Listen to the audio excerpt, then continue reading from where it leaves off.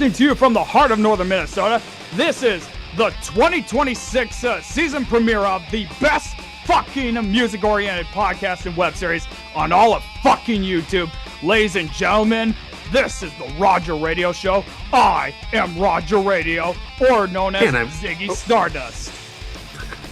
And I'm Aegis on Levity of the Tapeworm group. Also known as the Thin White Man. But anyway, Aegis, we got a couple good stuff to talk about, man. It's your birthday. Yeah, January 6th, Epiphany, Three King Day, whatever you want to call it, is also my birthday and the Capitol insurrection. But whenever I bring that up, Roger's like, "Oh, you think your birthday is bad? Well, mine." Yeah, I have I have the start of the American Civil War, and I got the death of FDR. So don't you fucking go there with me. But anyway, dude, happy Insurrection Day.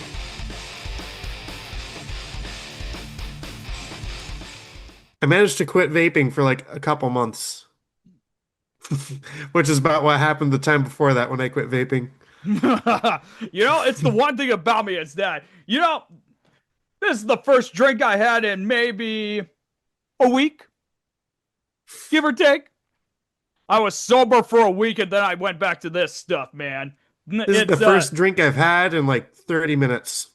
Well, I can already tell you're amped up, man. It's gonna be a great one. It's also another legit album review, and this one we have a very special reason for why we're gonna do this on. But before we get into it, the question of the podcast is, what is it that you look forward to the most in 2026? The Deer Hunter is going to be releasing a new album called Sunya, which is a sequel to their album Antimai. I'm really looking forward to that, and I can't wait for it. You want to review that when it comes out? Yeah. Might as well, dude. I actually am a little interested in checking that out. Before you listen to Sunya, though, you got to listen to Antimai. Okay. Well, I'm sure we could get to that when we get to that, you know. Yeah. For me, I honestly don't know what to say for 2026 for me per se, but I think it's pretty much the fact that I want to start making more of them music-related documentaries that I've been talking about, and I do have a great idea for one, and that is the fact that MTV is now no more music. It's over. Game over, and I am so fucking pissed because that was the point of MTV, all right? But I'm sure we'll talk about it in a future podcast. I do want to actually talk about the demise of MTV or the history of it, you know. But another thing, unless the files got corrupted, which is a vague possibility, but I'm pretty sure the files are okay. On my channel, me, Milk, and Binks are starting a playthrough of Pokemon Emerald. Check it out. And when you're like, but don't you just like make comedy videos and shit? Yeah, I'm making whatever fucking videos I want on my channel. That's pretty much me anyway. Whatever the fuck I want to do, I'm going to record it and I'm going to put it on my channel.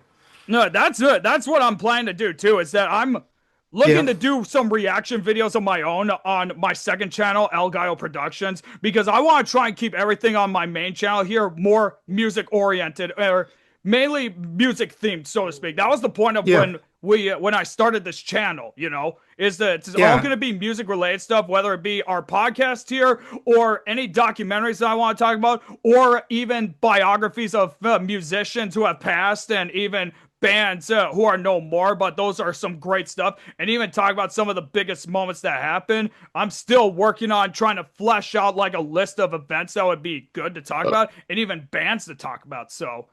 Excuse me. All right, so in addition to... And one more thing. Yeah, go ahead. Especially once we move to Minneapolis, G Money and I are also going to start doing restaurant reviews on our channel, of just the different restaurants we go to in Minneapolis. We might do some in town here in Rapids too, or especially when we're in Minneapolis, we're going to do restaurants all over the cities. Yeah, that would be nice to see, yeah. Yeah. Okay, so ladies and gentlemen, in addition to Aegis's birthday today, we are also celebrating a 10-year anniversary. As you all know, this upcoming next weekend, will be the 10-year anniversary since David Bowie passed away. And we are going to talk about his final album, his swan song, and that is 2016's Blackstar. It's one of my favorite albums of all time. You know, It's I've one of the listened to this. very few, Yeah, go ahead. oh, it's one of the very few albums I will listen to. Or like even some of my favorite albums, I'll like skip a song or two. When I'm playing Blackstar, I listen to it from beginning to end, and I'm usually singing along. Yeah. And even then, like for me, dude, like I felt I was kind of mixed when the album first came out, but then 2 days later, David Bowie fucking died, and then I actually Yep. started growing a more appreciation for this album, even once I listened to it, because pretty much the album I would consider this as his obituary, so to speak. Yeah. Because the pretty much the theme of the album is about death itself, and that is the lyrics that were on here. Now, the cool thing about this is that he actually took inspiration from my boy Kendrick Lamar and Death Grips to make this album. Hmm. And the album's lyrics feature themes of death, with many songs being told from the perspective of the dead or dying. And when you think about it, and considering that he was diagnosed with cancer or dying of cancer at that time, it makes a lot of sense. He Yeah, and could. no one in the crew of people working on the music, he didn't tell anyone about it. They Yes, thought he was just exactly. perfectly healthy. And then he died, and they're like, "Holy shit." Yes, exactly, dude. I was gonna actually bring that up. Is that no? I even found a statement from Donnie McCaslin about that. He actually My talked favorite about it. living saxophonist, by the way. Yeah, I gotta see where that's at. To be honest with you, right before we get into all the information, let me take a look. There is so much information that's on here. Yeah.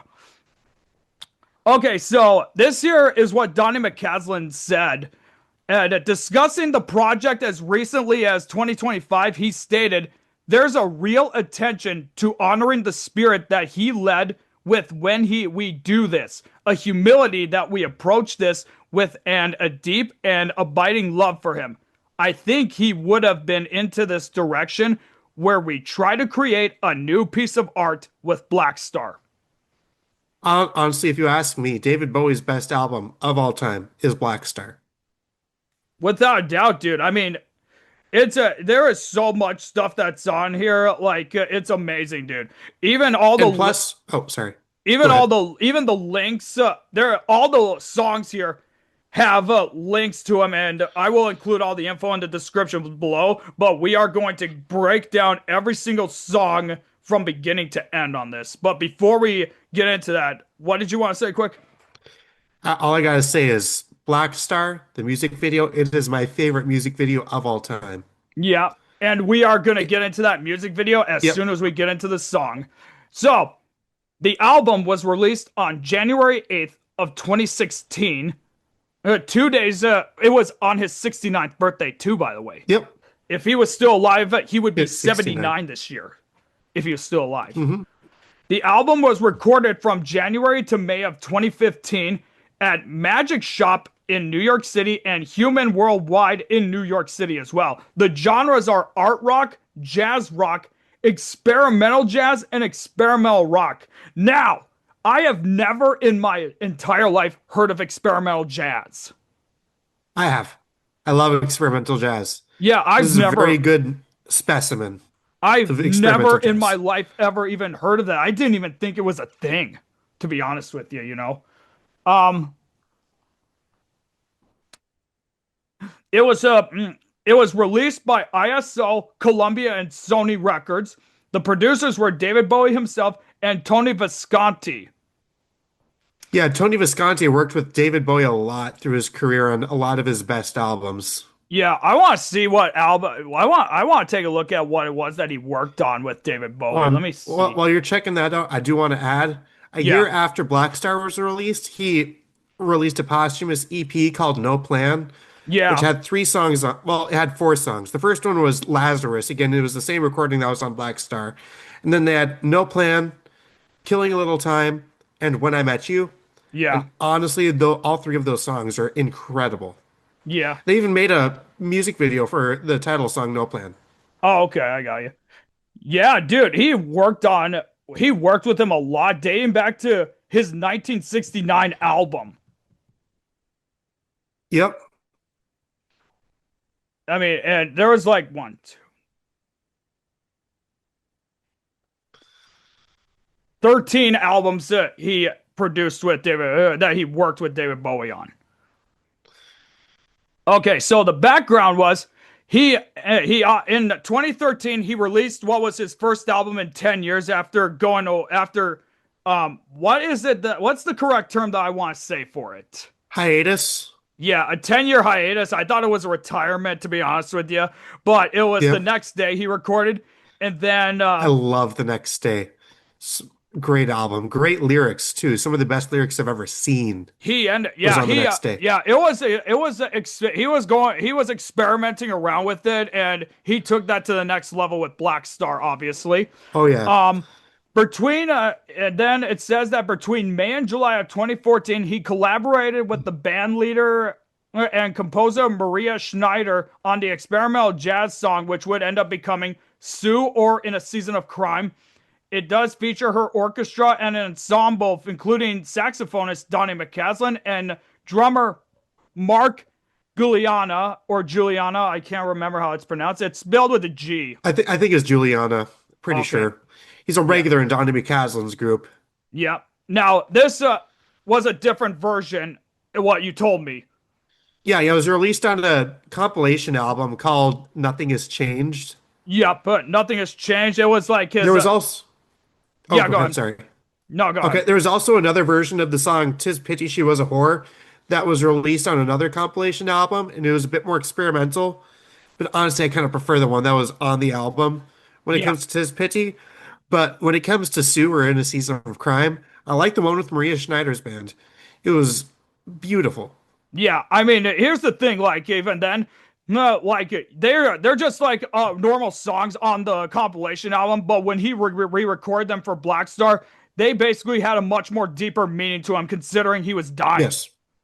Hmm. And so I think he ended up having the music reworked so that he could have it mean much more Yeah. than than the compilation versions, as I would like to call them anyway.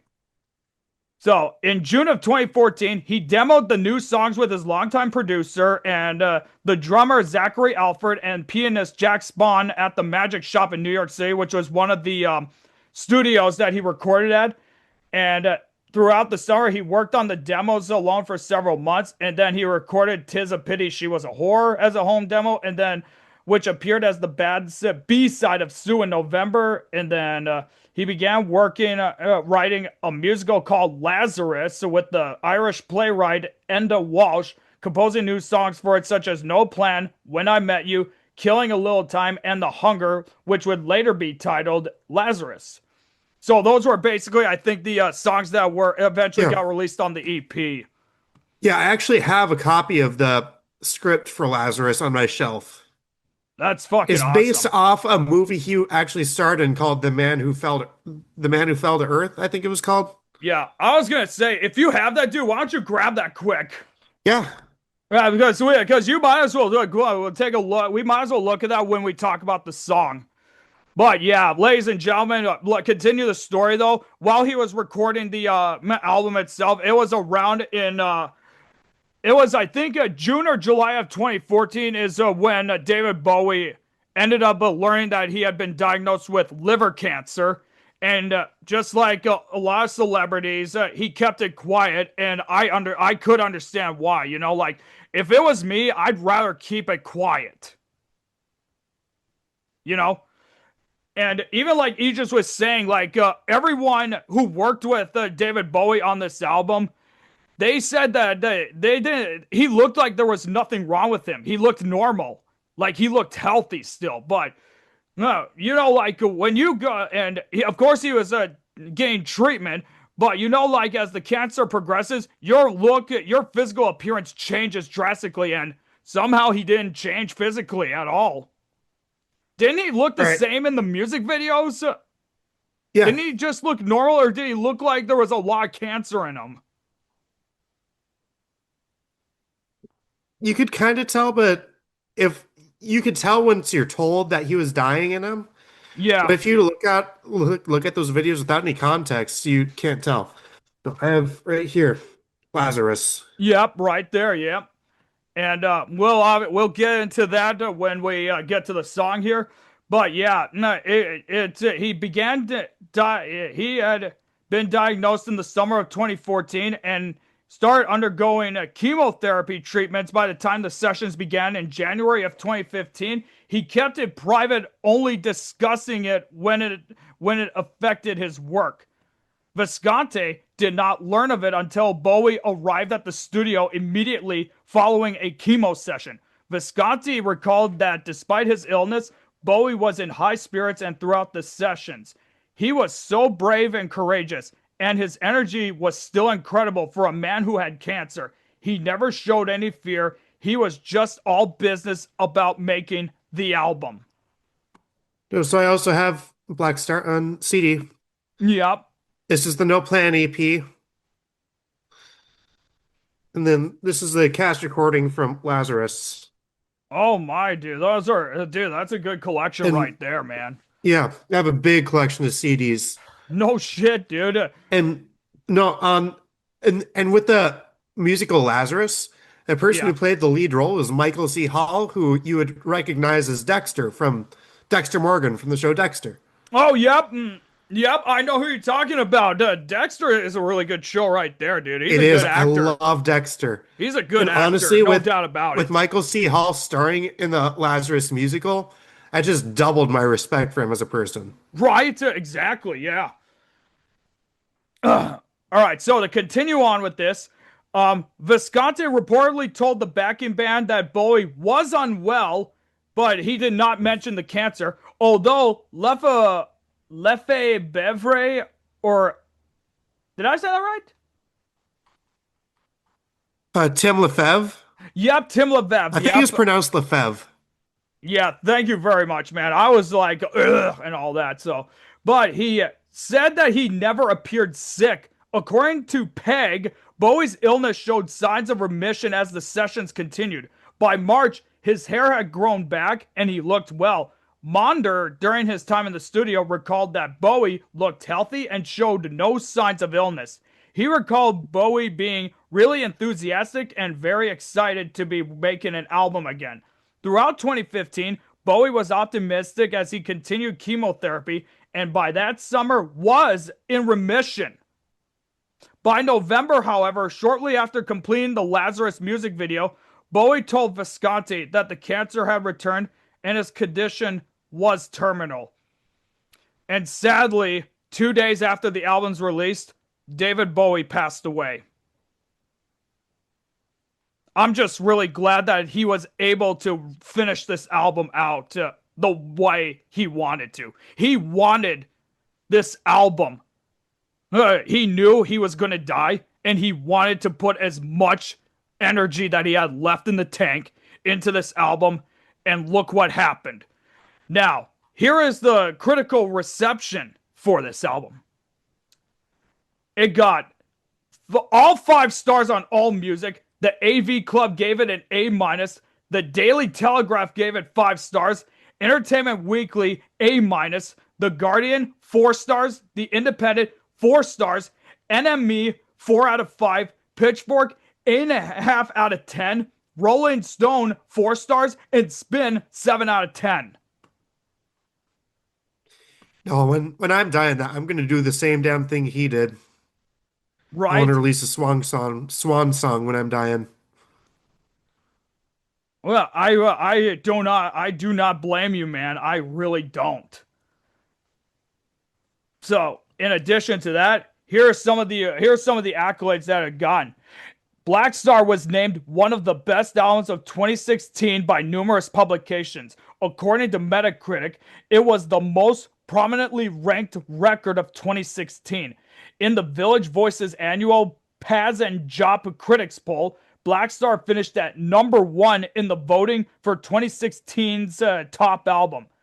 At the 59th Grammy Awards in 2017, the album won awards for Best Alternative Music Album, Best Recording Package, and Best Engineered Album Non-Classical. In addition, the title track won both Best Rock Song and Best Rock Performance. The album was nominated for the Top Rock Album Award at the 2016 Billboard Music Awards, losing to Blurryface by 21 Pilots. Blackstar was later named as one of the greatest albums of the 2010s decade by numerous publications, including Billboard, Consequence of Sound, NME, Pitchfork, Rolling Stone, Slant Magazine, and Stereogum. Yeah, if you ask me, it's one of the greatest albums of all time. It's his swan song. Yep.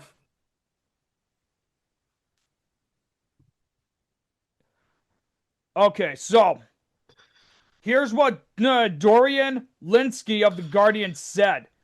To say that David Bowie's final album was colored by his death 2 days after its release and the revelation that he recorded it beneath the terminal shadow of cancer would be an understatement.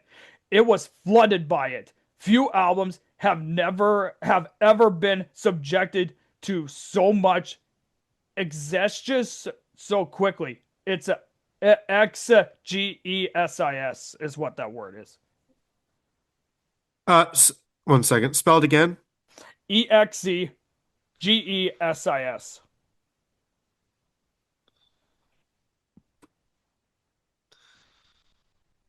Uh, the definition is exposition or explanation. Okay, thank you very much, man. So here's a couple other notes that I also want to make here. Following Blackstar, the McCaslin Quartet, which was Donnie McCaslin's group, they reunited Yep. for his 2016 album Beyond Now, which was dedicated to and inspired by Bowie. The album Yeah, includes no, it's a covers of really his good album. songs.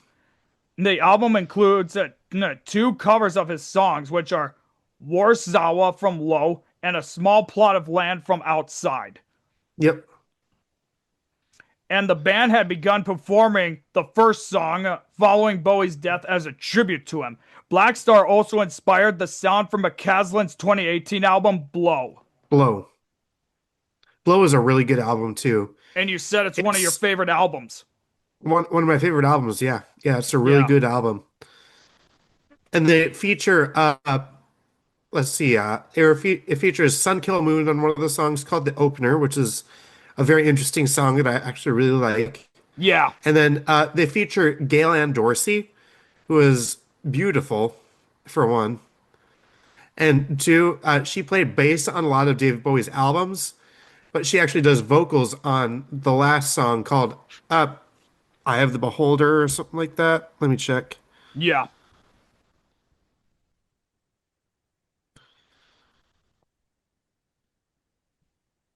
Yeah, it's called I Have the Beholder. Yeah. I will say this quickly, man, like, and this is a good question here. Is this one of the best Swan songs out there? Well, it did really good, you know. Like me personally, I didn't really feel much for this album when it first came out, but then when David Bowie passed away, and when I looked really closely at the lyrics, I actually started growing a much more deeper appreciation for it. This As how I album, was with it too. he wanted to go out the way he knew how. And he put a lot of his heart and soul into this album here. And it shows on all of the music he made. And considering that he knew his time was coming, he wanted this album to mean something. And when you look at the lyrics here, which we will get into, you can understand that he knew he was going to die. And the album is essentially about death itself. And when you listen to Yep. the music, it's supposed to sound very dark, so to speak. Like what's the emotion or mood that I want to say for the music? How can you Melancholy. describe? Yes, melancholy.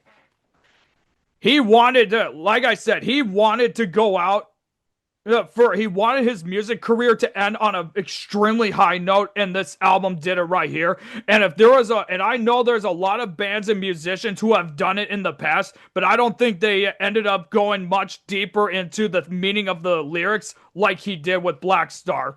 And Yes. I can say this is why I would consider this among the best Swan songs out there. The only other Swan song I could think of is one of my favorite composers, Franz Schubert, German composer. My favorite. I really liked his leader. He did Earl Koenig, The Wander, uh, Gretchen am Spinnerad. Yeah. In particular, I am very fond of this song, König. But he also released a swan song kind of thing when he passed. Yeah. Yeah, yeah. I mean, it's amazing, dude. Like, I know this sounds very morbid to say at this point, but when Willie Nelson and Bob Dylan's time comes, I really want their swan songs to mean something. Yeah. Because I'm a huge fan of Bob Dylan, who's from here in northern Minnesota, and Willie Nelson, who is one of the greatest outlaw country artists ever. And I'll tell you one thing: their albums, if they don't mean anything, then I don't know what is. Hmm. And I believe they can follow the example that David Bowie set, and I believe a lot of artists and bands out there should take his example. All right. Do you want to dive into the lyrics? Let's do it, man. So first off, we're gonna start with the title track, which is Blackstar, or for the song itself, it's pretty much just the shape of a star. And I'm sorry what to tell you, dude. And you speaking of which, for the star, dude, that's what the album cover is. Can you quickly explain the Yep. album cover? Yeah, here. Got the album right here. This spells Bowie. Bowie. Okay, I know that when I looked at the who they credited, they actually credited NASA for that cover, Yeah. which I'm amazed at, to be honest with you. And I will be honest with you, dude.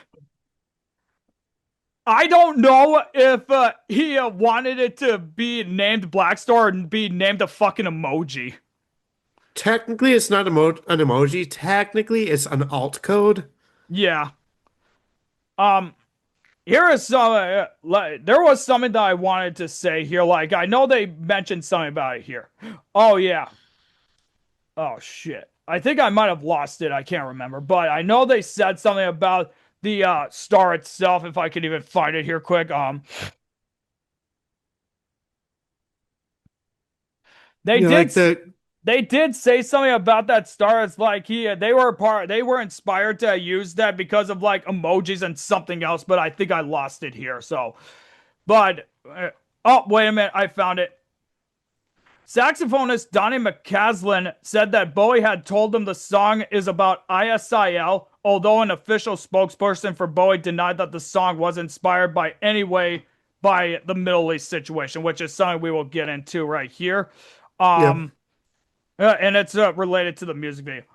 Um, okay, so the information is like it peaked at the song peaked at number 61 on the UK singles chart, number 70 on the French singles chart, and number 78 on the Billboard 100. Blackstar received both the Grammy Award for Best Rock Song and the Grammy Award for Best Rock Performance at the 59th Grammy Awards. At 9:57, it was the longest song to enter the Billboard Hot 100 charts, overtaking Harry Chapin's A Better Place to Be until Tool broke the record in 2019 with Fear in a Column. So, um, oh yeah, just quickly finding something. Just wanted to quickly look at something. Oh yeah, it was certified gold in the United States. And worldwide it sold 1.9 million copies. All right. Okay, all right. So let me just take a look here. There is some info that I wanted to read quickly for you, if I may. Blackstar is an art rock, avant-garde jazz, progressive rock, electronic, and baroque song or baroque. Baroque. Okay, Baroque. thank you. It's also described as an avant jazz sci-fi torch song. It features a drum and bass rhythm, a two-note tonal melody with hints of a Gregorian chant and shifting time signatures in the bluesy slow middle section. The song shifts from an acid house-ish groove to languid R&B flavored interlude. Similarities have been drawn between Bowie's song and Elvis Presley's song Black Star because like not the same word, not one whole word, but two words, and which Yeah. contains the lyrics, when a man sees his black star, he knows his time has come. The repeated line at the center of it all is also presented or present in Bowie's 2002 single Slow Burn, which appears to originate in Aleister Crowley's The Book of Lies. Now, here's an interesting note for you, Aegis. The song Yep. was actually originally over 11 minutes, but after learning that iTunes would not post the single because it was over 10 minutes in length, because that was their rule, Bowie and Tony Visconti decided to edit it down to 9:57, making it his second longest track just behind Station to Station.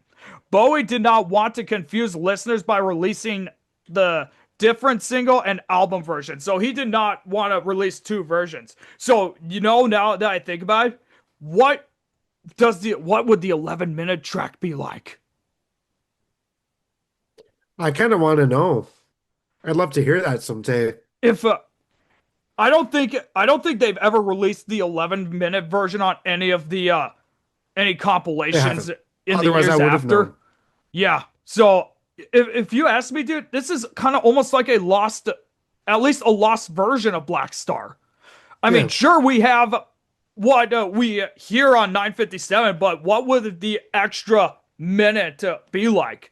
Could they have had it feel? Could they have had like the more atmospheric feel to like maybe the middle part or wherever, like after it transitions from the beginning to where he does the lyrics, I'm a black star and all that. Yeah. Hey, before we get into the lyrics, I gotta pee. I'll try and be quick. Yeah, you go ahead. Oh, and yeah, right. And um, you know what? Let's do yeah, Aegis. Let's do the lyrics first, and then let's talk about the music video. But yeah, ladies and gentlemen, if you're David Bowie fans, subscribe to the Roger Radio Show and let us know in the comments below. David Bowie, great musician, man. And I don't listen to a whole lot of him like Aegis does, dude, but he is a really great musician. Hell, if any of you watched the movie Zoolander, that's how I got introduced to David Bowie, believe it or not.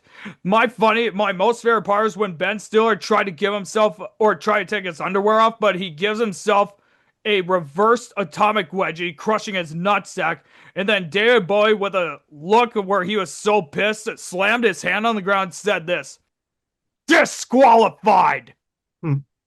Like, dude, he No, was so so pissed at Ben Stiller with that. So we're gonna be doing another Bowie album this year, Station to Station, because I think it's either his 50th or 60th year anniversary. 50 Pretty sure years. it's 50th. Yeah, it's 50-year anniversary. It is 50 years indeed. I'll have to take a look and see when it is. So what we're gonna do, we have a whole lot of albums that are having like 10-year, 20-year anniversaries that we are gonna focus on primarily. I gotta take a look back on when their dates are, and I'm gonna schedule them accordingly, so that way we have a good timeline of what our recordings will be like. So Three main albums I want to do is that one, The Crane Wife by the Decemberists, and and Frank Zappa's album Freak Out is celebrating a 60-year anniversary. yeah, which we will do. We will do those. I promise you that. All right. All Anyway, right, so let's get into the lyrics first, and then let's talk about the music video. I'll let you start with the lyrics, all right. and I do want to talk about like some of these when we get to them. So In the villa of Ormond, stands a solitary candle. Ah, ah.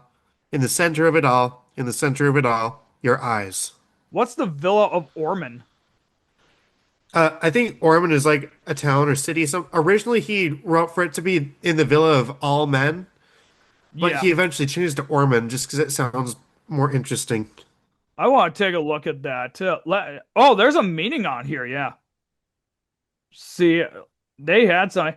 Oh yeah, to understand the Villa of Ormond, consider these key points. The Villa of Ormond is an archaeological site located in Norway. It dates back to the Viking Age, showcasing Norse architecture and culture. The site features remnants of longhouses and burial mounds. Artifacts found include tools, pottery, and jewelry reflecting daily life. It provides insights into Viking social structure and trade practices, and the villa is significant for studying the transition from paganism to Christianity in the region. Okay, that's pretty cool. All right, go ahead. Let me get back here. Um, yeah, and I think pretty much the other part says it all. So go right ahead and Yeah. continue.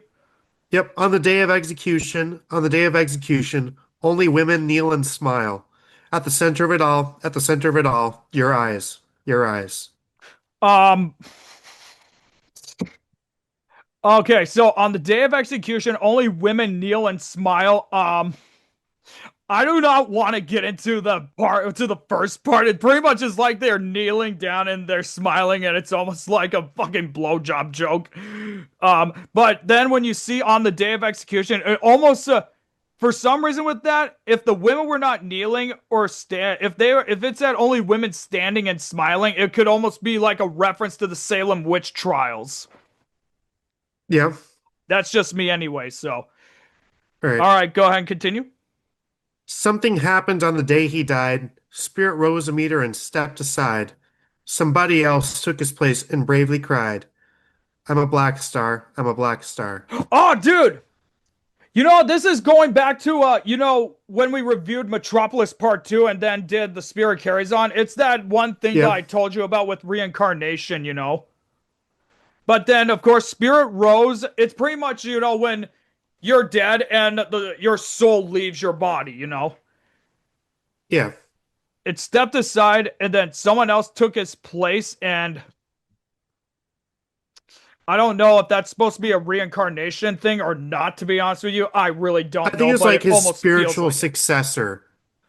Like he Yeah. did his run and he passed away, and someone else kind of became his spiritual successor.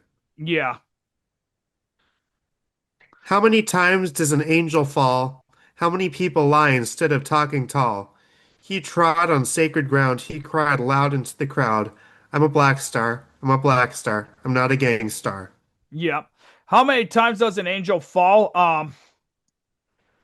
That's pretty much it's pretty much a reference to how everyone always says only the good die young kind of thing. Yep. And then how many people lie instead of talking tall? It's like a certain someone in the White House. Yep. Anyway, he trod on sacred ground, which would be like, like it's a sacred place that many indigenous tribes or whatever consider sacred, and if you walk on it, tread on them, it's disrespect to them, and you could end up getting a curse or a jinx or whatever for the rest of your life. Yep. Alrighty, go All ahead. right. I can't answer why. I'm a black star. Just go with me. I'm not a film star. I'm gonna take you home. I'm a black star. Take your passport and shoes. I'm not a pop star. And your sedatives, boo. I'm a black star. You're a flash in the pan. I'm not a Marvel star.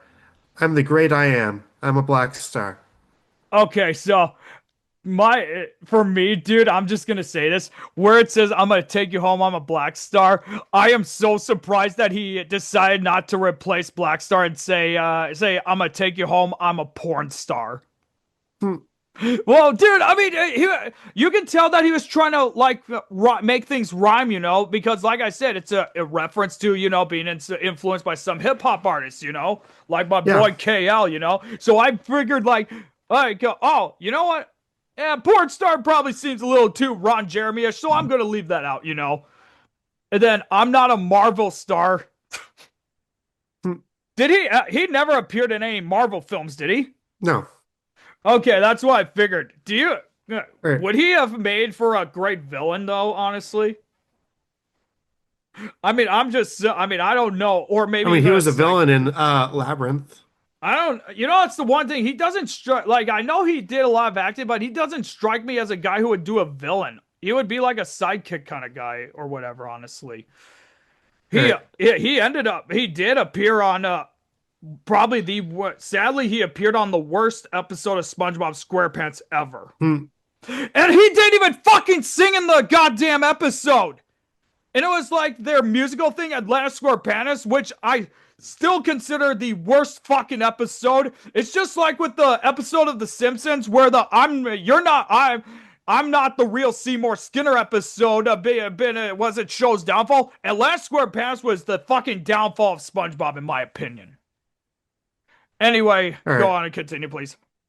I'm a black star, way up on money, I've got game. I see right so wide, so open-hearted pain. I want eagles in my daydreams, diamonds in my eyes. I'm a black star. I'm a black star. Okay, so on money, I've got game. Well, I mean, that's what happens when you make money. He must have been I'll be right among the back. I'm just gonna richest. grab another beer. I can still hear you. Oh my fucking god! Well, we're celebrating his goddamn birthday today, people, and this is like the third fucking time he ran away. Aegis, if you got pissed so bad, dude, just get a catheter and shove it up your dick hole, and you'll be good for a couple hours. Fuck. Anyway, like and subscribe if you're a Ziggy Stardust guy. Otherwise, you know it.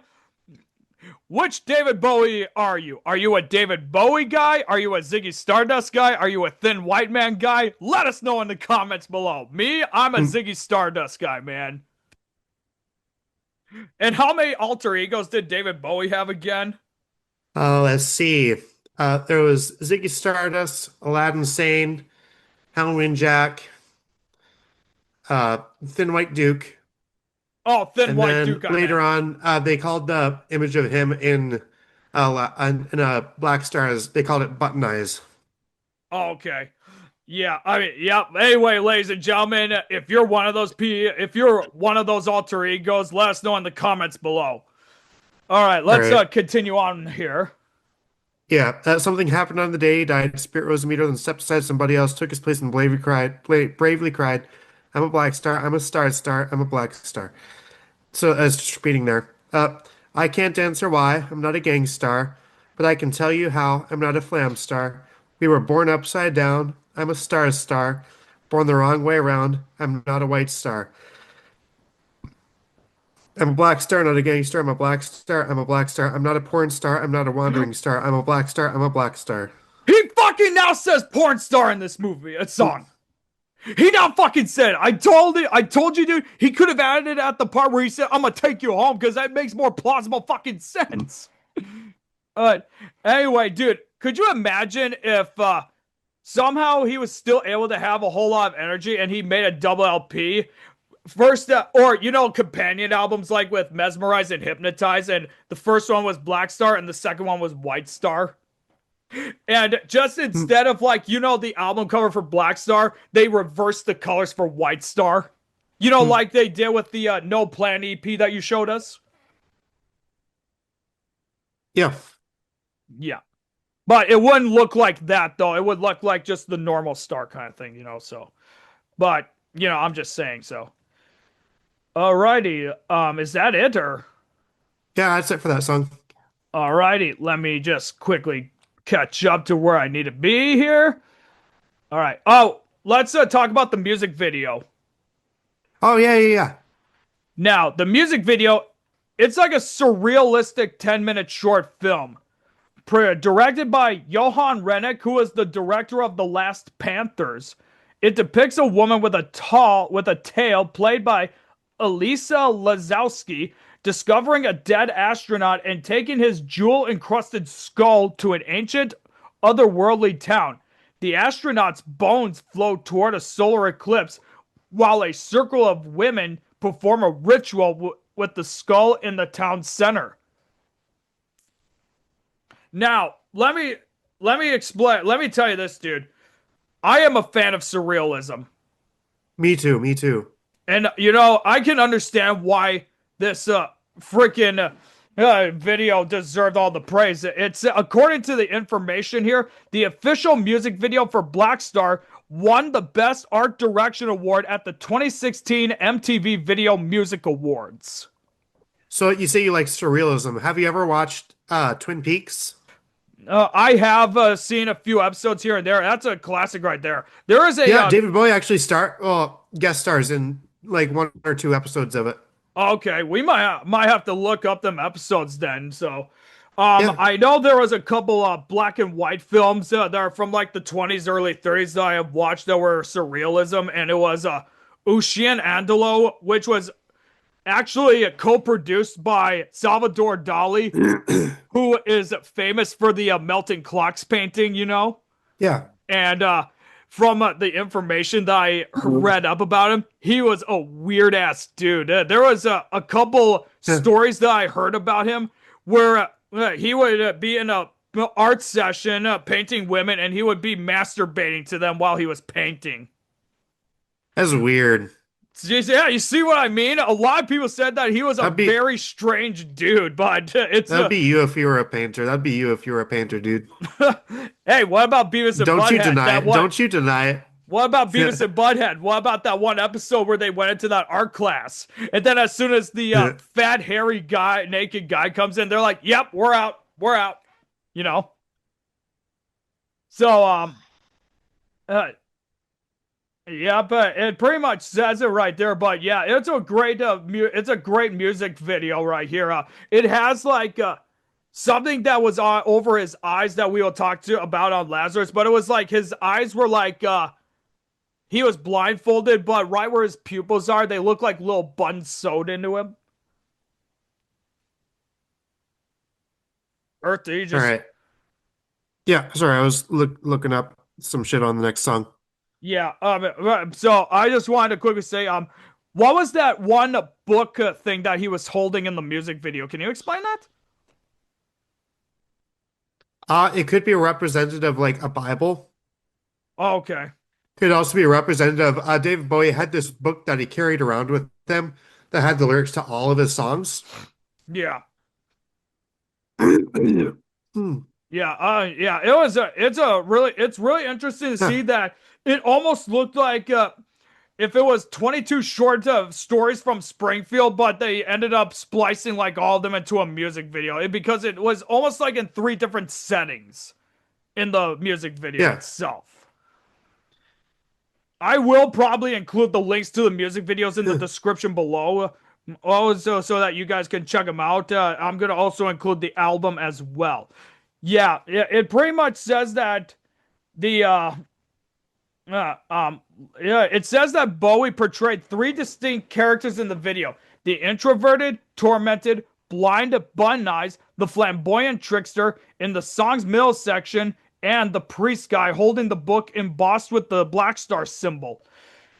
Saxophonist Donnie McCaslin said that Bowie had told him the song was about ISIL, which was pretty much one of the Islamic State terrorist organizations. But Bowie, however, denied that it was inspired in any way by the Middle East situations. Um, I mean, you could interpret it however you want it to be, but holy shit, you know. So great, a All right, so great song right here. But I will be honest with you, dude. Listening to the first 10 seconds of it, dude, I almost felt like I was. I almost, for some reason, I felt like somebody was about to come up behind me and jump scare me. Cause doesn't it sound just scary? yeah. So That's the next just song, Yep, let's go to the next one. all And right, I'm just gonna yeah, the next song is called "'Tis a Pity She Was a Whore," and I'm gonna be honest with you, dude. I did not like the breathing at the beginning. I don't know if he was about to fucking start doing ASMR here because it was just like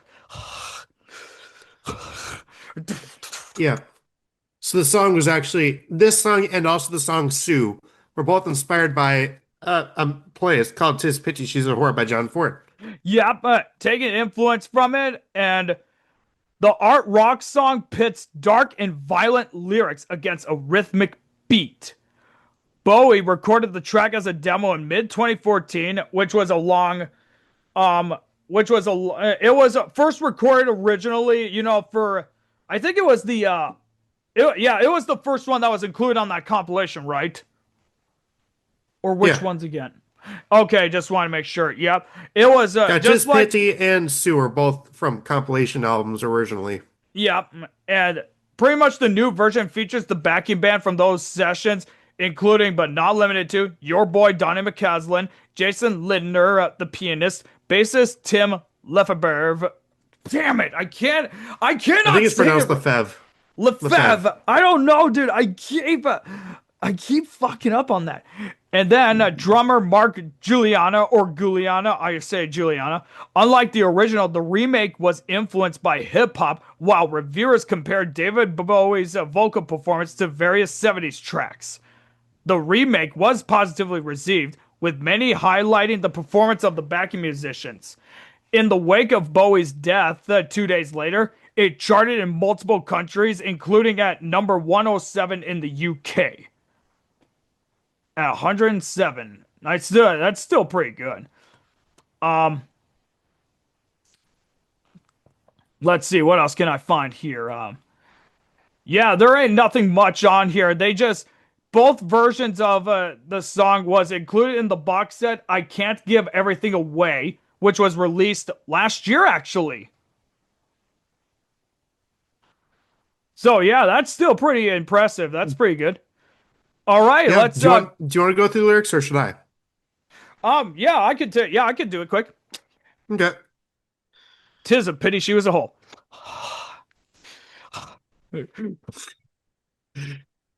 I don't know, dude. That's all I heard, dude. I was like, David Bowie, David Bowie, are you trying to get all kinky and get into the ASMR before you die, dude? God damn.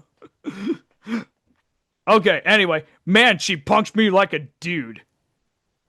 It was probably a dude. Yeah. Hey, remember, dude, this is the 21st century, man. Man, there are those in the LGBTQ that are transgender, so you never know, right? Yeah.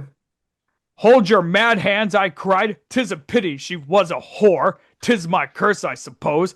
That was patrol, that was patrol. This is the war. So, 'tis a pity she was a whore. Like, let me ask you this. In that book you read, was there an actual whore that was the main character in it? I actually haven't read it yet. I got it because I heard of it on this album. Okay, I got you. So I can't say. Okay. Anyway, next up, Black struck the kiss. She kept my cock.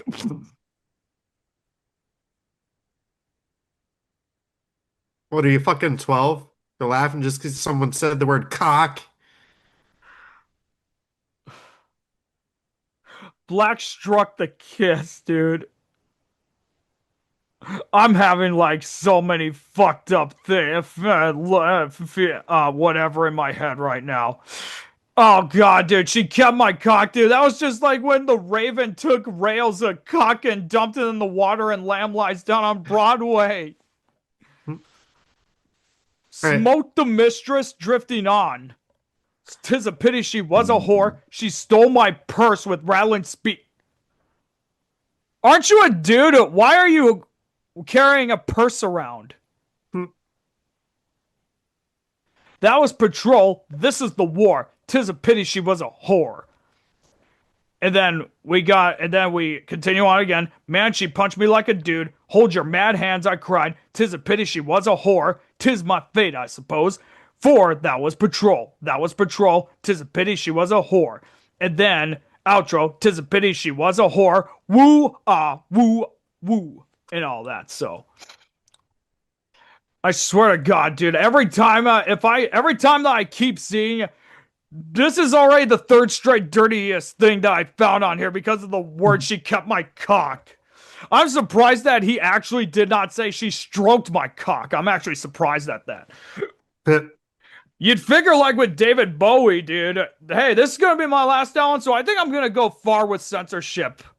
Good, do what boy Frank Zappa did, you know? You know, the one thing is when I was looking at the production or, you know, everyone that was on this album, I'm surprised that he didn't have Brian Eno here on this. Yeah, he had Brian Eno on his Berlin trilogy and Outside. Yeah, because I know that David Bowie did work with Brian Eno, so I'm surprised, you know. All right, so next up we got what is probably, in my opinion, my most favorite song and his biggest song, and that is Lazarus. And oh my god, dude, when I watched the music video, and which we will get into soon, dude, it really fucking hit me hard, dude. Really hard. Personally, I liked Blackstar and the Blackstar music video more than Lazarus and the Lazarus music video. Yeah. Just me personally, though. Yeah, but like I said, dude, yeah, like fucking A, dude. Like when I was watching Watch Mojo videos, dude, and they had what was deemed one of the saddest music videos, they actually included Lazarus at number 4 on that list. Because obviously we'll get into the music video soon, right after we read the lyrics. But yeah, so here we go. Here's what the All right. information says. So Lazarus was Bowie's first top 40 single on the Billboard Hot 100 in more than 28 years, landing at number 40 in the week after his death. Now, Lazarus. Let me see here quick. Oh yeah, Billboard ranked it at number 40 on their 100 best pop songs of 2016. Pitchfork listed it in their ranking of 100 best songs of 2016 at number 5. The annual The Village Voices Paz and Jop Mass Critics poll, they listed it at number 5. Or this of the year's best music in 2016, Lazarus was ranked at number 8. I almost fucked up on what I was gonna say there, but okay. So, according to the meaning of this song here, Lazarus is a swan song. According to Bowie's producer Tony Visconti, the lyrics and video of Lazarus and the other songs on the album were intended to be a self-epitaph, a commentary on Bowie's own impending death.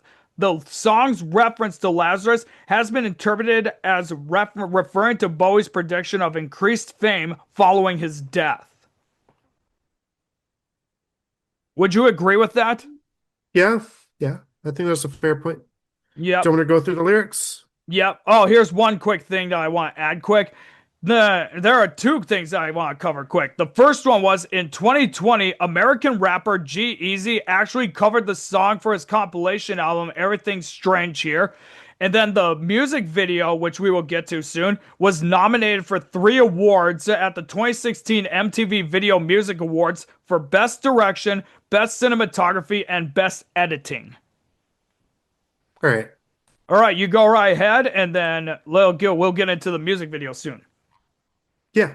Look up here, I'm in heaven. I've got scars that can't be seen. I've got drama, can't be stolen. Everybody knows me now. Look up here, I'm in heaven. That's pretty much him predicting, like, yep, here I am now, guys, I'm dead.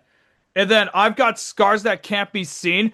I think, in my honest opinion, like how everyone was talking about that he did not look sick, he looked physically fine. I've got scars that can't be seen. He had his cancer, but it did not show. So it's almost like it's his hidden scars, so to speak, that no one could see. They could not see his cancer. So in my opinion, that part right there fucking gave me goosebumps when I look back on it. All right. Look up here, man. I'm in danger. I've got nothing left to lose. I'm so high it makes my brain whirl. Drop my cell phone down below. Ain't that just like me? I'm in danger. I've got nothing left to lose. That's pretty much referring to his death. Like, hey, I got Yep, nothing he's left to dying. lose right now, so Yeah. there's nothing really. I'm And so then, high it I'm makes so my. high. Oh, It's go like ahead. all the pain meds he's on. Yeah, and Yeah. I was gonna say, I can't remember. Did David Bowie deal with any substance use throughout his life? Uh, I he can't was remember. addicted to cocaine up until his Berlin trilogy, where he moved to Berlin, Germany, and recorded 3 albums with Brian Eno while sobering up. Yeah, I was gonna be like, it's almost like a reference to like his past cocaine use right there, you know. Yeah. But then, with the medications that he was taking, I could understand that. But that's almost like a throwback to his cocaine and fueled days, you know. I mean, like you said, dude, there's a reason why he was called the Thin White Duke, right? Yeah. And you All right. even And then it said goes that, on. and I was Oh, gonna sorry. say, and Station to Station, you said was his cocaine album, right? Or One of his what was cocaine his? albums, yes. Okay, that's what I figured, yeah. But go ahead and continue. All right. By the time I got to New York, I was living like a king. There I used up all my money. I was looking for your ass. Okay, I was living like a king. Obviously, It almost was a reference to the movie Gangs of New York right there, because I got to Oh, New I love York. Gangs of New York. Yeah, and some reason, dude, every time when I look at those lyrics, some reason it keeps taking me back to that movie, dude. But I know that Nolan was a king in that movie, so that is just me, anyways. And then when here's the one part that just threw me off here, dude. Like the album is or the song itself is supposed to have like a lot of motion. Then all of a sudden, I hear him say, "I was looking for your ass." Probably just more That explicit way of just saying I was looking for you. Dude, I'm sorry, dude, but when he said I was looking for your ass, dude, that almost felt like a fucking buzzkill right there, literally, dude. I mean, I was just like, if he said I was looking for you, it would have I don't know. I mean, unless if he was trying to get like the lyrics long enough to like continue on with the rhyme or rhythm. That's just me anyway, so. All right, go right ahead, continue. All right. This way or no way, you know I'll be free. Just like that bluebird. Now ain't that just like me? Oh, I'll be free, just like that bluebird. Oh, I'll be free, ain't that just like me? I'll be free. I'll be free, just like that bluebird now. It's pretty much him saying, I'll be free from all this pain that I'm feeling from the cancer. And yeah, I'm Yeah. dealing with pain now, and I'm going to be free soon as I die. Hmm. Um, so let's get into the music video, dude. Now, like I said, dude, the music video itself, dude, like, yeah, like holy fuck, dude. Like I don't think any music video actually hit me that hard in the gut like this a video did Yeah. because basically there was like a couple shots where he was literally on what is supposed to be like his deathbed. You know, Hmm. let me find the music video stuff quick. Here we go. Okay, so the official music video was a shorter edit lasting just over 4 minutes, obviously. Um, let me see here. Yep, it was in November of 2015 while they were still shooting the music video. It was when the doctors ended up informing him that his cancer did come back and that it was terminal and that they had to end treatment because there was nothing more they could do. So the filming location was a studio in New York City borough of Brooklyn. The video was shown on a 1:1 aspect ratio and prominently features Bowie appearing with the bandage and bun sewn over his eyes, laying on a deathbed. A director's cut exists, restoring the original widescreen aspect. The video finishes with Bowie retreating into a dark wardrobe. According to Johan Rank, who was the director of the music video, Bowie claimed that it was a comedic riff on his mercurial history with his sexuality, quoting the artist as quipping, "Yeah, look, David Bowie has come back into the closet. Fuck yeah, we've got to do that. Let's do that right away." I think that was supposed to be like almost the reverse thing of, Ziggy Stardust and the Spiders from Mars, because Ziggy Stardust is supposed to be out of the closet, kind of thing. Yeah. So it's almost like, yeah, you know what, Ziggy, just go back in there. Just go back in there, kind of thing. All right. In the scenes featuring the wardrobe, Bowie is wearing a diagonally striped suit as seen on the back cover of the 1991 CD reissue of Station to Station, where he is pictured sitting on the floor drawing the Kabbalistic Tree of Life. The Tree of Life is also referenced in the Station to Station lyrics, a magical movement from Kether to Malkuth. Cather to Malkuth. Is that really how it sounds? Yep. Huh. Well, anyway, this music video was nominated for 3 awards at the 2016 MTV Video Music Awards for Best Direction, Best Cinematography, and Best Editing. All right, so yeah, we still got a few more songs to do, so why don't we go ahead and take a break right now, man? And Okay. ladies and gentlemen, just to let you know in advance, we are for the intermissions that I'm going to appear show on some of these longer podcast episodes. You're going to see a little advertisement like this one right here that we recorded back in March or April. Don't go anywhere. We will be right back.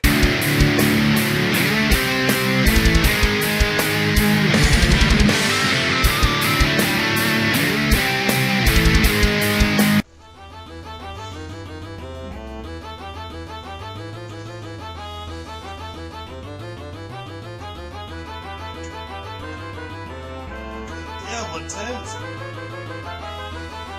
Oh, shit. I had a drink last night. Yeah, you better run to.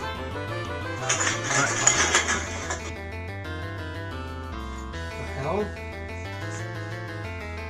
Traveling Jack from Clock Out Room. I don't drink this shit. I drink Voodoo Rangers. What the fuck?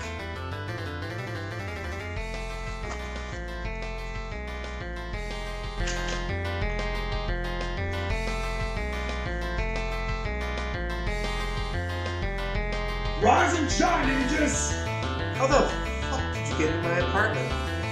You left the door open. Huh.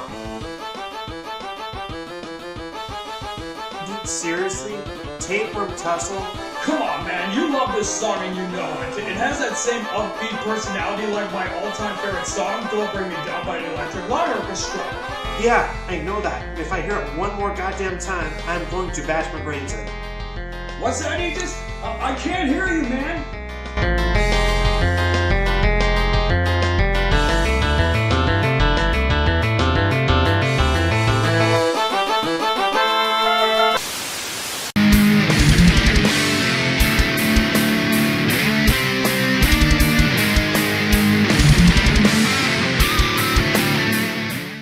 Welcome, ladies and gentlemen, to a special insurrection edition of the Roger Radio Show.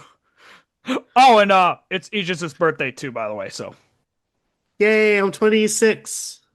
Who fucking cares? Yeah, dude, nobody fucking cares. 26 just like how, isn't a major birthday. Yeah, just like how nobody's gonna care about my birthday coming up. I'll be 32 in April, so. Nice. Yep. Anyways, we're still honoring the life of David Bowie, even though it's been 10 years, dude. We still have to remember the greats.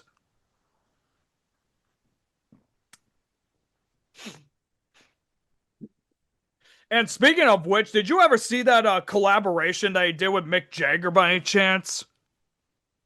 I don't think so. Yeah. The only reason I found out about that song was mainly because it was on a Family Guy episode for whatever fucking reason. What song was it? Dancing in the Street. Yeah. I don't know. I know. I like a lot of his later works, honestly, more than his earlier works. Yeah, but dude, he was the one who helped lay the groundwork for some of that stuff, though. He's a pioneer, so to speak. You know? Yeah. I mean, Ziggy Stardust, I mean, yeah, it was one of the early rock operas, so. But, you know, in my fairness, dude, I wish he would have did more with Ziggy Stardust. It could have been a double LP instead of just, like, the version that we did get. I liked that he kept changing his sound. Because no two albums of his are going to sound the same. They all have a unique sound to each album. He was constantly growing and evolving. Yeah, what wasn't there? What doesn't King Crimson do that? I thought they changed their stuff up once in a while. Yeah, they do too. They did that too. Yeah, I think as far as I think as far as I know, I think as far as I'm concerned, Genesis did not change any of their stuff at all, and Yes hasn't really changed much of it. For Yes, their stuff is more like jam session kind of stuff, but at least with more production kind of thing, you know. Pink Floyd, we all know they did a lot of changing up. Yeah. Especially in their earlier works until they found what they needed, so. All right, so ladies and gentlemen, we have covered the first 3 songs, and now we are going to get to the next one, which is Sue or in a Season of Crime. All right, and it's your turn with the lyrics. Yep, we will get into that in a minute, but first I got some unfinished business here. Okay, so This was the one of the other songs that was released on the 2014 compilation Nothing Has Changed, and they ended up changing it up a little bit to fit with the sound. Although he had experimented with jazz earlier in his career, Sue marked Bowie's first explorations into experimental jazz. Musically, the song contains an array of instrumentation and is driven by a brass and flute motif. Saxophonist Donnie McCaslin provided the solos, inspired by the writings of poet Robert Browning. The lyrics of Sue are open-ended, depicting the fall of a marriage. Premiered in October of 2014, the song garnered positive reviews from music critics, but some felt its inclusion on a compilation album downplayed the track. A music video directed by Tom Hinston promoted it, and I'll be honest with you, the music video wasn't really anything special. Yeah, it was just like a lyric video, to be honest. Yeah, somewhat. So, but yeah, it was and here's the other kicker right here. Here, it was actually during the recording or while they were finishing up the song Sue is when David Bowie was officially diagnosed with his liver cancer. Because like I said, this song, the first version came out in 2014, and it was when they recorded that is when he was diagnosed with the cancer that ultimately took his life. Yeah. So the lyrics, the open-ended lyrics depict the fall of a marriage in 8 verses. At the start, he got a job. An echo of the next day extra track, The Informer. They will get the house. However, things go awry. Oh, Awry. yeah, awry. Thank you. I can't even fucking speak right now. Fuck me. It goes, whatever that term is, when the narrator says that Sue is ill. The clinic called and the x-rays fine. Sue's motif throughout the song is the 4-note phrase played by the brass and flute sections and sung by Bowie in the 2 verses. As the track continues, the narrator's accusations begin, which leads the motif to change throughout. Okay, so eventually, the narrator accuses Sue of betrayal. I found your note that you wrote last night. It can't be right. You went with him. And murders her. I pushed you down beneath the weeds. Kisses her corpse and says goodbye. Following her murder, the narrator finds a note that tells the whole story. You went with that clown. Bowie starts the last verse. Sue, I never dreamed, which was the title of the first song he ever recorded with his first band, the Conrads, Konrads, in 1963. Peg credits the writings of poet Robert Browning, specifically Porphyria's Lover and My Last Duchess as inspiration for the lyrics. I want to take a look at what those are quick. Yep. Well, Porphyria's Lover is a poem by Robert Browning, and it was published in 1836 as a January issue of Monthly Repository. Let's see here. Oh yeah, it was his first ever short dramatic monologue, and then My Last Duchess was another poem that he wrote in 1842, and it composed in 28 rhyming couplets of iambic pentameter or heroic couplet. Iambic pentameter. Thank you. And yeah, that's pretty much all I could really tell you. All right, so let's get into the lyrics, eh? Let me find them. Sue, I got the job. We'll buy the house. You'll need to rest, and now we'll make it. But will you really make it, though?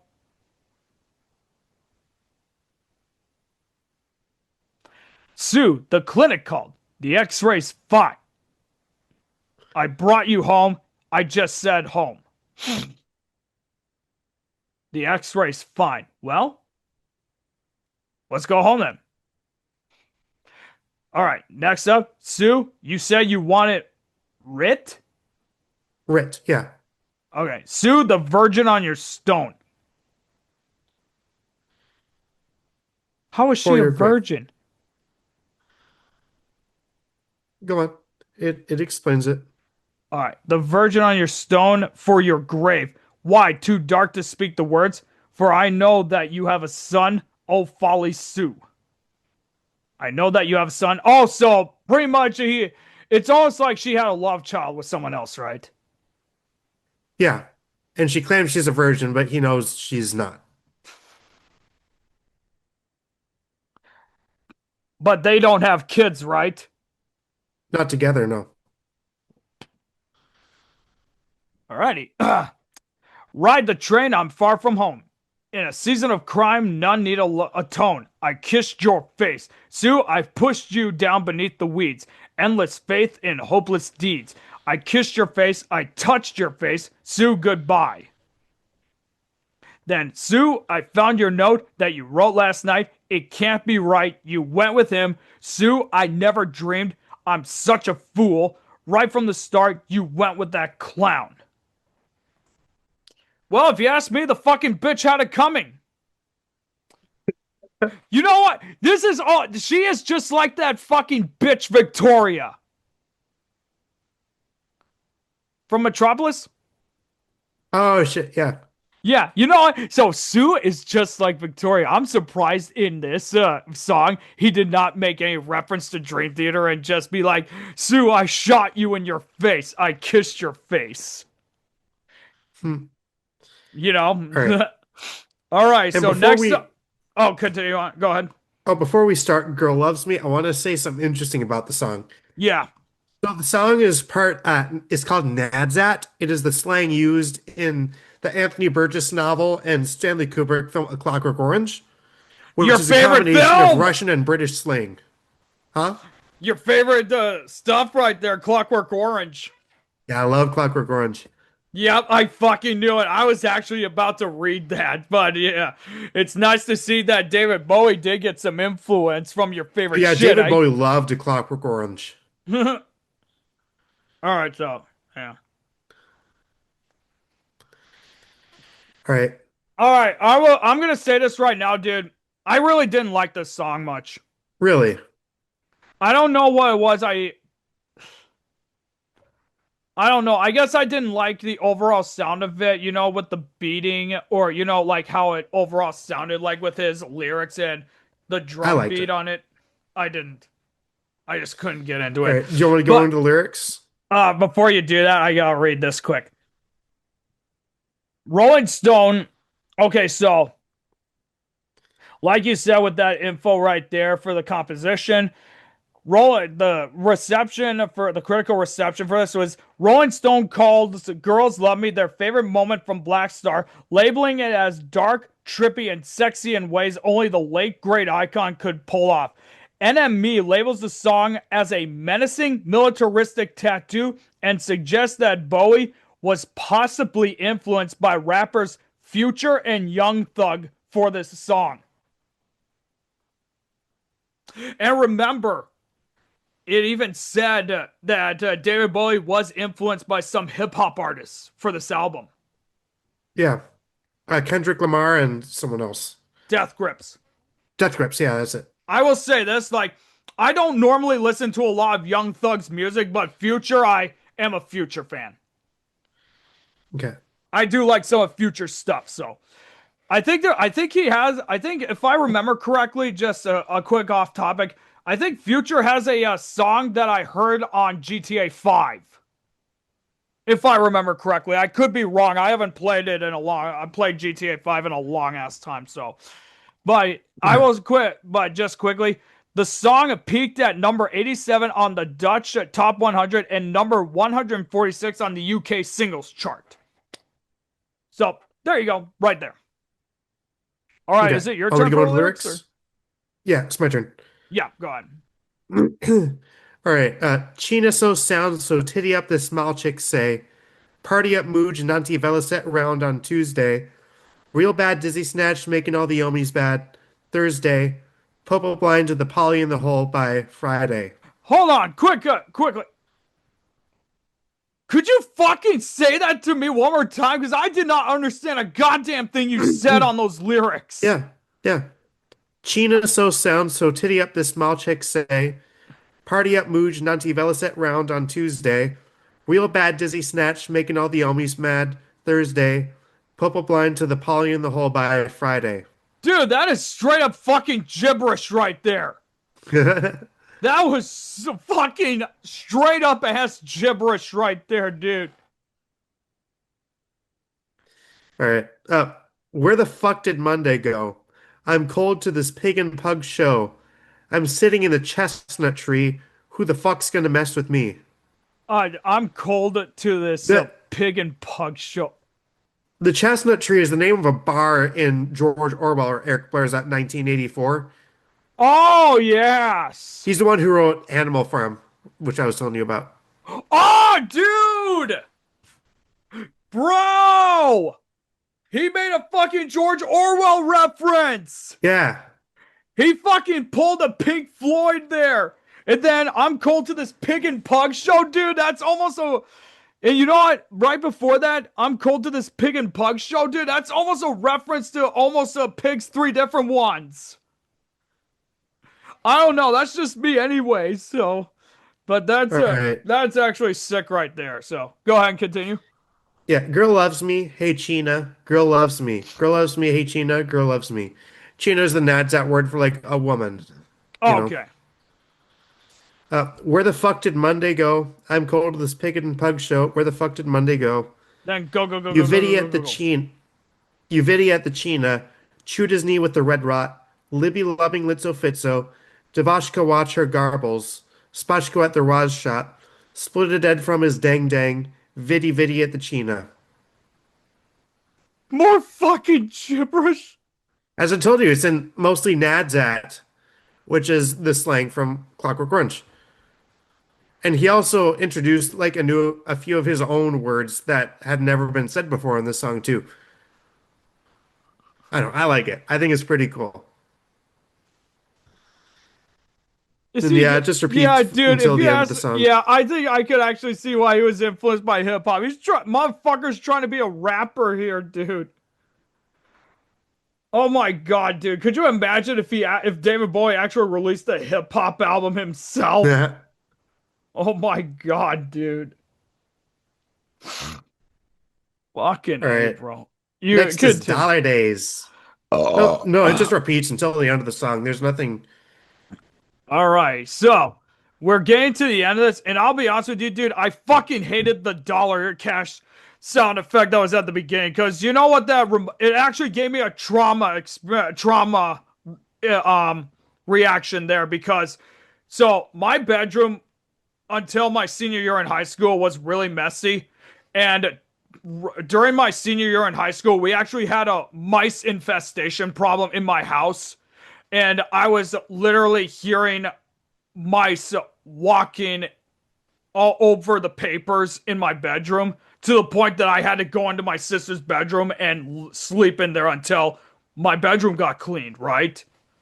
Yeah. Our house cat at the time eventually did get the mice, but he didn't catch it to just give to us. He caught it and he fucking ate the thing alive.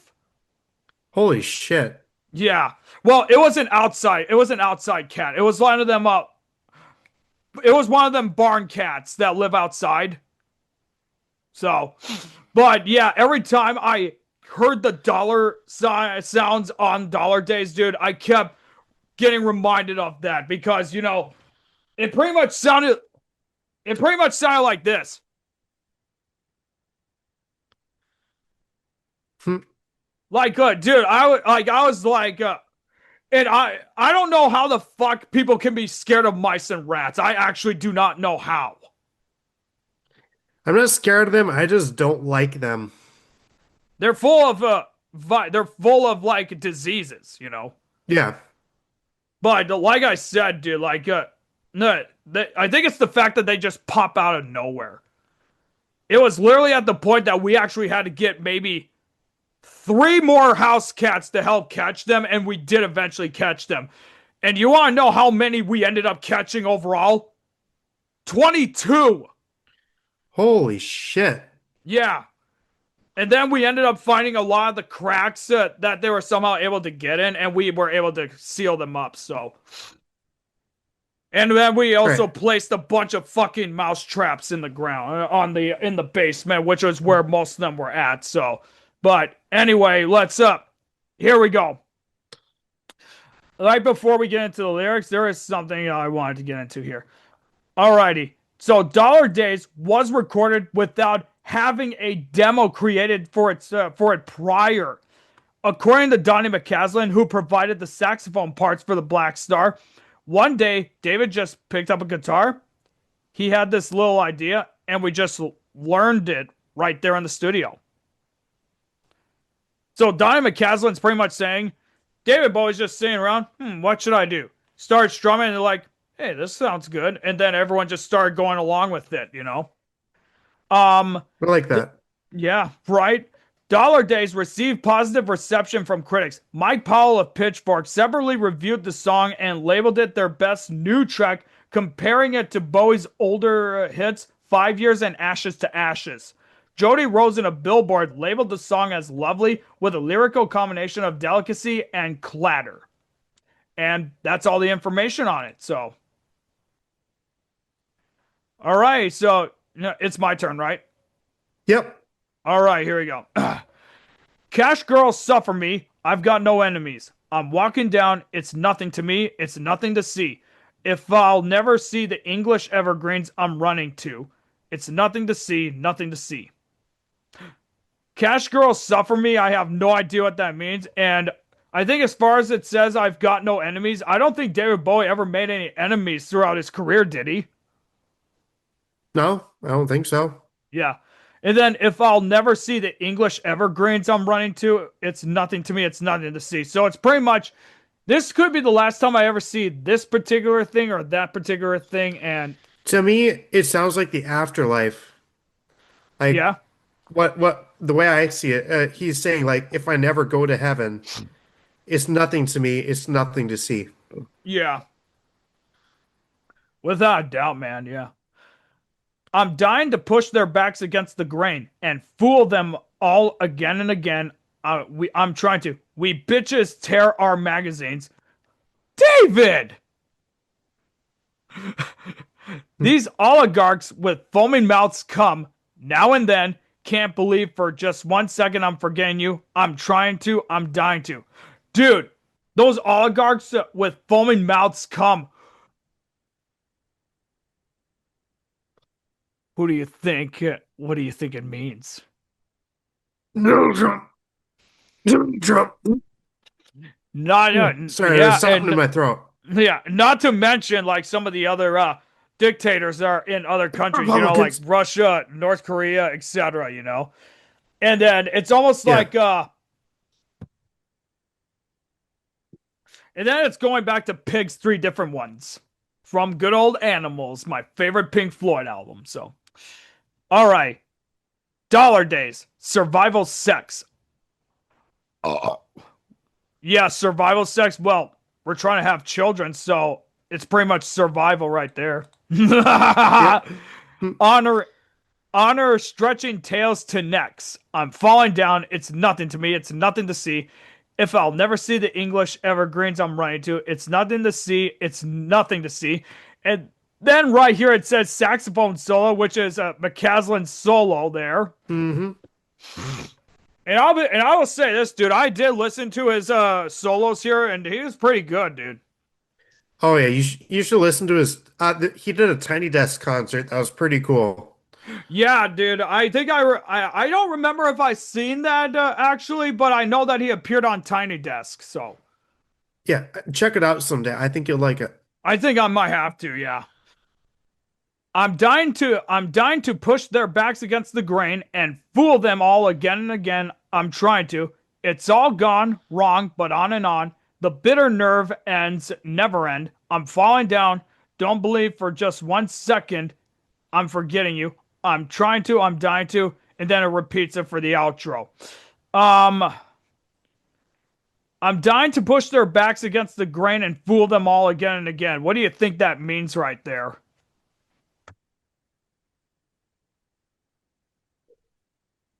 I honestly have no clue. Let me see if it says anything on Genius. Yeah. Ugh. Fucking hey, dude.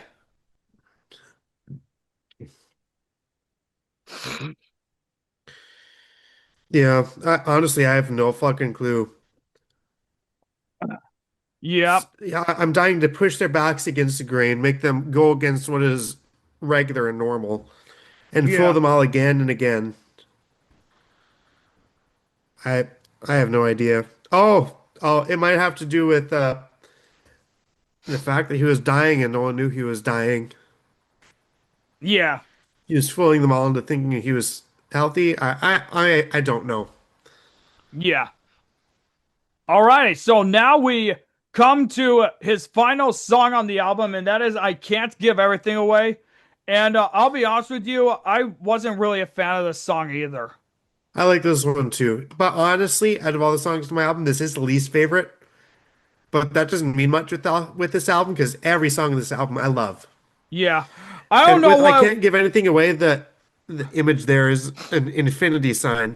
Yep, I have that. Yep, I have that right on here too, and I do like that. I do like that affinity sign right there. Um, it it was issued as a posthumous single, and it peaked at number 45 on the Swiss Hit Parade chart, number 141 on the UK singles chart, and number 142 on the French singles chart.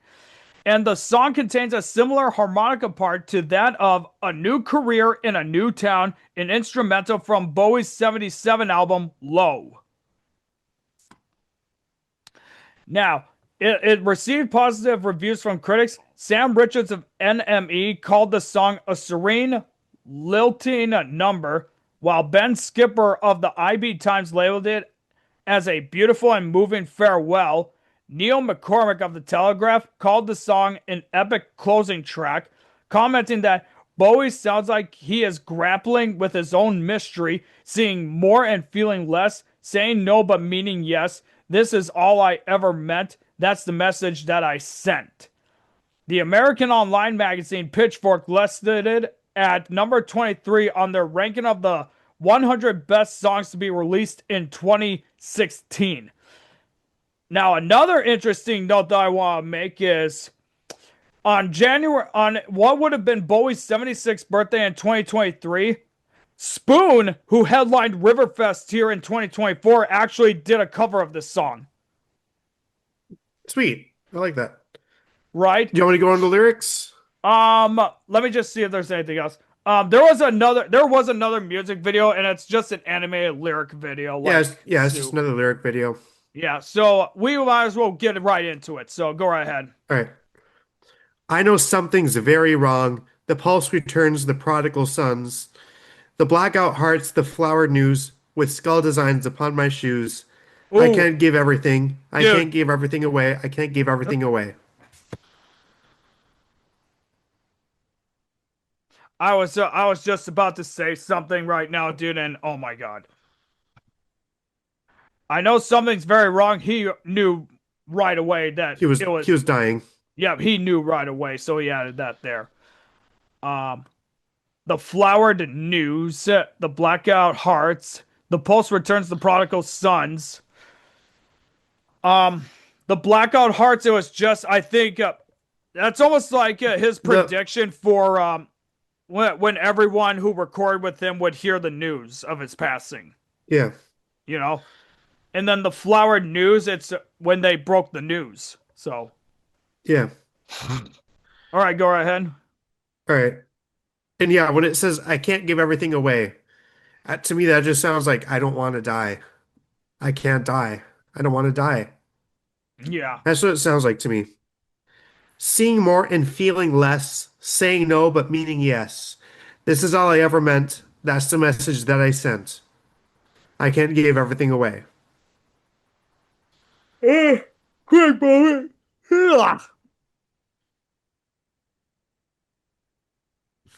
Yeah, and it's just going back to the what I read on Wikipedia for this thing too, so I don't really have to repeat it again. So then is that it? Because it looks like it just repeats Yeah, the then it first says, verse.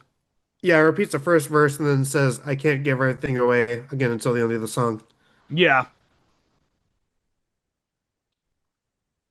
All right, man. That looks like that's pretty much it right there, dude. Yeah, Holy fuck. I will say this to be honest with you, and I did tell you this off camera, dude. In my honest opinion, Lazarus should have been the very last song on this album. yeah. And the reason why I say that is because how I can't give everything away is like I don't want to die or whatnot. And then Lazarus, it opens with "Look up here, I'm in heaven." It feels like it would feel like a more appropriate transition because like I can see that. Yeah. but it is what it is. I'm sure they put the tracks in the order that they did for a reason. So, but that's just my takeaway on it. Is like even then, like I said, dude, like Lazarus is his swan song, so to speak, Mm-hmm.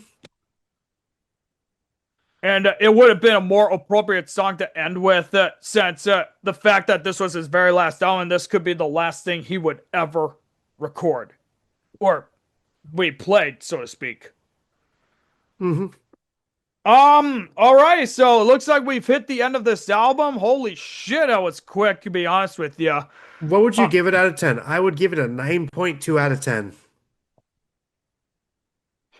I would say it's probably a 7.5 to 8 out of 10 for me because like I didn't really, I just really couldn't get into the whole album itself. It's a great masterpiece, don't get me wrong, but the only songs that I really liked on here mostly were Lazarus and Sue.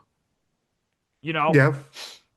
But considering that this is his swan song album here, it is a masterpiece, and I've grown a much more appreciation for it, so I'll say 8 out of 10. Okay. For me, like my most favorite song here obviously is Lazarus. For Like me, it was it's Blackstar. yeah, it is such a great for me it's a great tune. My least favorite song on here, it's pretty much a tie between I Can't Give Everything Away and Girl Loves Me. I'd say I still really like the song, but I Can't Give Everything Away is probably my least favorite on the album. Yeah. I mean, I don't know, dude. It just sounds way more depressing, and you know how I am with my moods for music, so. Yeah. All right, ladies and gentlemen, I think that's gonna do it. David Bowie, what can I say, man? We lost a musical icon, dude, and the fact that this would be the last thing he ever made alive, dude, and what the overall theme of the album is speaks for itself. Like I would advise that you at least give it a listen if you haven't. I will include the link to that album in the description below, as well as all of the information that we have talked about as well. And like I said, dude, David Bowie, I'm not much of a Bowie guy, but he does have some great music. I'm gonna stand by the fact that my most favorite song from him is Space Oddity. Yeah. And the fact that he knew he was gonna die and he put his whole fucking heart and soul into doing what he did with Blackstar, it really spoke for itself. And look at the reception and what happened afterwards. So yeah, it's why this is like Aegis said, it's considered one of his best albums. Mm-hmm. All right. Got anything else to say? Well, just quick thing, dude. Just a quick happy birthday to you, man. It was a fun while it lasted. Let's do it again sometime. Yeah. Thank you all so much for listening to our 2026 season premiere of the Roger Radio Show. What are your favorite albums or songs from David Bowie? Let us know in the comments below. And if you have any ideas for what we should talk about, comment it in the description in the comments below. Subscribe to the Roger Radio Show. Subscribe to El Gallo Productions, TRRS Clips and Highlights, and the Interrobang Group as well. All those links will be in the description below. And also check me out on all my social media. The links are in the description below as well. Thank you all so much for watching. And as always, until next time, ta-ta for now. Peace.